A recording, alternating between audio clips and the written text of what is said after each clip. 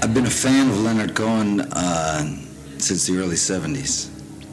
And I think I even began by reading his books, Beautiful Loser, Favorite Game. And then in 1971, I was in 1972, I was in Europe, and I had a girlfriend at the time who was going to school in Switzerland, and we were trying to break her out of the school, and the only song we would listen to was Diamonds in the Mind. Over and over again, this song, Diamonds in the Mind.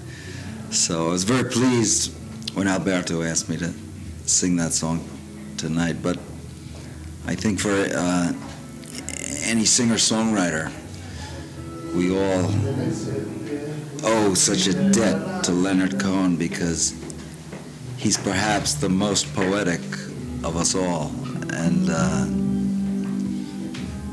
the way his songs are so personal and yet so universal. I mean, a song like Suzanne, you know, so simple, so personal, and everybody loves it. So, well, Diamonds in the Mind. I recorded that song about 10 years ago at a studio in Italy, and that was featured on an album I made called Double E. It was called the Vintage Series, because I'd been singing that song since, you know, way back in 1972, and as I said, I was with this girl and trying to get her out of school, and that song was like the soundtrack of this great adventure that I had in Europe, in Switzerland, and then coming back to America. And I think when I was preparing my first album, I had a very limited number of things I was listening to. You know, I was listening to a few Bob Dylan songs, a few Paul Simon songs, some Rolling Stone songs, but I was listening to a lot of Leonard Cohen.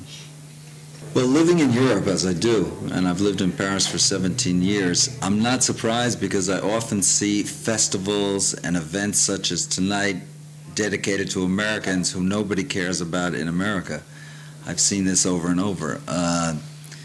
You know, I used to tour with great bluesmen who would draw 10,000 people and who would play in New York to a little club of 200 people. So I'm not surprised.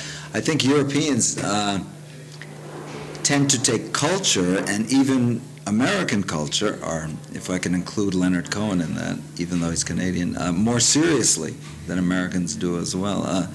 Americans have not done bad at inventing some pretty great music, painting, films in the last 50 years, but the culture there just moves so fast. It goes right past it, you know, and that's the thing I like about Europe, and one of the reasons why I live here is because there is this sense of history.